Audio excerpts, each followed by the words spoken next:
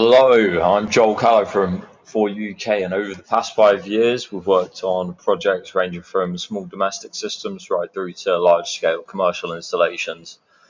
And one thing that I see time and time again, especially when customers come to us after getting multiple quotes, is companies trying to sell them or recommend 5 kilowatt hour batteries just to make the price look good. So in this video, I'm just going to give a quick explanation of why I wouldn't go for a 5 kilowatt hour battery in 99% of scenarios, and why stepping up slightly to say a 10 kilowatt hour setup almost always makes sense long term. I see 5 kilowatt hour batteries being sold all the time, and on paper they look great. They keep the system price low and make it sound like you've got storage, but in reality they just don't make sense for most homes. Here's why. So a 5 kilowatt hour battery doesn't actually give you 5 kilowatt hours of usable storage. Once you factor in depth of discharge, which is usually around 90%, you're left with roughly 4.5 kilowatt hours of usable storage. That's going to fill up very quickly during the day, and it's going to be emptying just as fast overnight or during those cloudier periods. For most households, that's barely enough to cover basic evening usage, like your lighting, fridge, maybe the TV, but not much more. Cooking, doing laundry, or have an EV plugged in, it'll drain it almost instantly. So even though it looks good on your quote, it's not really doing that much for your electricity bill. That's why in almost every case, I would recommend stepping up to a 10 kilowatt hour battery instead, at least, where you're then going to be getting around 9 kilowatts of usable energy, which is going to be enough to properly cover your evening loads and still have capacity for cloudier periods as well. In most cases, the cost difference between going for a 5 kilowatt hour unit and 10 kilowatt hour unit isn't double. You're usually looking at about 25 to 30% increase on the cost for doubling your storage, which is very, very cost efficient, getting as much bang for your buck as possible.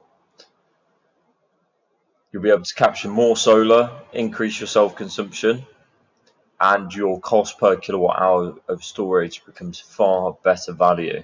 It also opens you up to more battery arbitrage, which is where you are charging the battery up on a cheap night rate, potentially around 7 to 9p per kilowatt hour, and then using that power during the day when prices are closer to like the 25p mark. So you're making a battery arbitrage of anywhere between 16 to 20p a kilowatt hour. That's where you can really see the batteries start to stack onto your savings that are already there from the solar.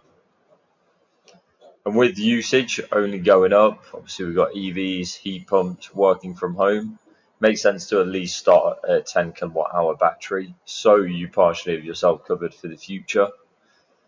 And just makes sense long term in terms of how much you're going to be able to store, how much you're able to take advantage of battery arbitrage, and how much it covers your potential future usage.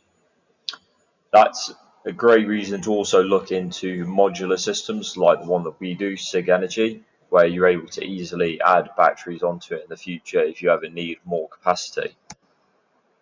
So in short, a 5 kilowatt hour battery sounds appealing, but gives very limited real world benefit. So a 10 kilowatt hour battery alternative offers double the usable storage, stronger ROI, and better long-term flexibility. If you're investing in solar, size your system right the first time, do it once, do it properly, and it'll pay you back for years. If you'd like us to model exactly what size battery would suit your home and usage best, feel free to book a free discovery call using the link in the description, and we'll be able to show you the payback difference between a 5 kilowatt hour battery setup and a 10 kilowatt hour battery setup, or even higher than a 10 kilowatt hour battery.